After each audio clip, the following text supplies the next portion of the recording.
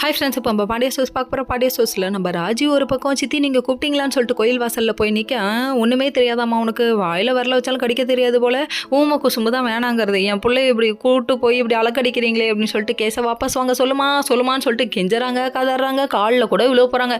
ஆனால் உங்களுக்கு மனசு இறங்கவில்லையா?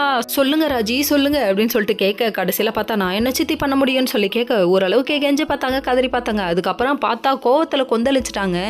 இப்போ நீ கேட்க முடியுமா முடியாதா முடியாதுன்றியா அதை முதல்ல சொல்லுன்னு சொல்லிட்டு கண்ணா பின்னான்னு திட்டி விட்டுட்டே கிளம்பிட்டாங்கன்னா பார்த்துக்கோங்க.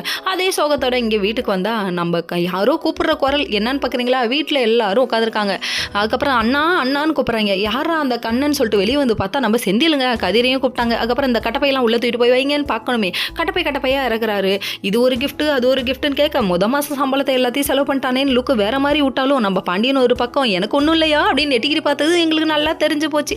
அதுக்கப்புறம் பார்த்தா எல்லாருக்கும் எல்லாம் வாங்கி கொடுத்துருக்காருங்க. ஷர்ட் வாங்கி கொடுக்கறதுனே, புடவை வாங்கி கொடுக்கறதுனே, அடே பலே கில்லாடிப்பா நீ, வேற லெவல் ஆசை இல்லை உனக்கு. இது உண்மைதாங்க. யாருக்கா இருந்தாலும் வேலைக்கு போனோடனே மாதம் சம்பளத்தில் எல்லாருக்கும் வாங்கி கொடுக்கணுன்ற ஆசை இருக்கும்ல. அதனால தம்பி புது பையன் இல்லை, புது சம்பள காசு, அதனால வேலை பார்த்துருச்சு அப்படிங்கிற மாதிரி ஆச்சு. அதுக்கப்புறம் பாண்டியன்ட்ட கொண்டு போய் வாட்சை கொடுத்தா அவரு ஐயோ பக்கமாக பேசுறாரு. அதுக்கப்புறம் ஆரம்பிச்சிட்டாரு படித்துற பாண்டியோட வாழ்க்கை வரலாறை எடுத்துக்கிட்டாருன்னா பார்த்துக்கோங்க. தேவையா கோபால் இது அப்படிங்கிற மாதிரி ஆச்சு. அதுக்கப்புறம் வாட்சையும் வாங்காமல் உள்ளே போயிட்டாரு. உள்ளே போனதுக்கப்புறமா நீ வாங்கலைன்னா என்ன 2 கையில் கட்டிக்குவேன்னு சொல்லிட்டு சீனை போட்டுக்கிட்டு இருக்காரு நம்ம செந்தில். அந்த டைம் பார்த்து மீனா வந்து நின்றுட்டு எவ்வளோப்பா செலவானுச்சு? 38,000 நான் உன்னோட சம்பளம் எவ்வளோ செலவானுச்சுன்னு கேட்க 42,000 ஷாக் ஆகிட்டாங்களாமா. கழுவி ஊற்றுறாங்க. Okay friends.